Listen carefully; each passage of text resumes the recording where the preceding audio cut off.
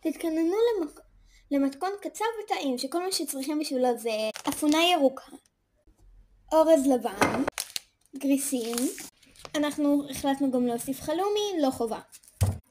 שמים את האפונה במיקרו ל2 דקות 3 עם טיפה מים.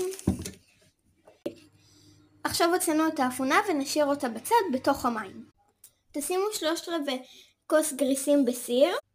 אחרי שמילאתם 3/4 כוס גריסים לתוך הסיר, אתם מוסיפים 2 כוסות מים.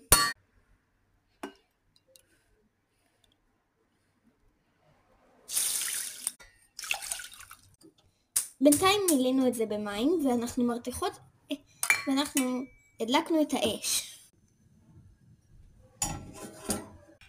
לשים על האש ולחסות. כדאי לחכות עם האורז כדי שהאורז לא יצטרך לחכות מוכן ולהתקרר ל3 אנשים. בינתיים באנו להגיד שלום לביאליק ומצאנו אותו נח מקורבל כמו סינבון. בלה מוכנה לתפקוד, לא מוכנה להוריד את הראש. בינתיים מתחילים עם האורז. תתחילי. קודם כל שמים טיפה שמן, כן יש לנו כלי כי אנחנו מקצוענים. אנחנו לגמרי לא מקצועניות. לוקחות את האורז ומערבבות עם הידיים, מי שלא רוצה את זה אפשר גם עם כלי אחר אם יש לכם. מעל הכיור לשים מסננת. אמרנו מים התכוונו אורז. אמרנו מים התכוונו אורז. מוסיפים מים. בערך בכמות הזאת של מים. משהו כזה. ומוסיפים מלח. מוסיפים בערך קמצוץ. אם רוצים אפשר 2 קמצוצים, אז אני שמה קמצוץ וקמצוץ מיני.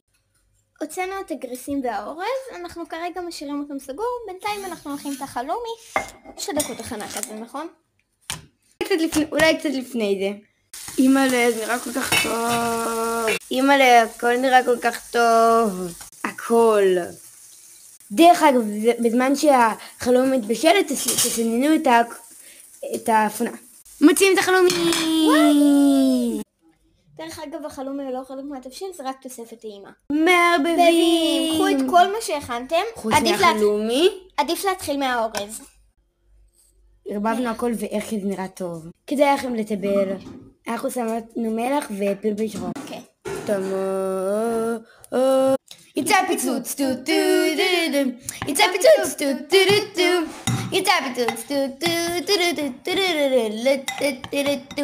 דרך אגב, אנחנו צמחוניות. אז כל התבשילים פה יהיו צמחוניים.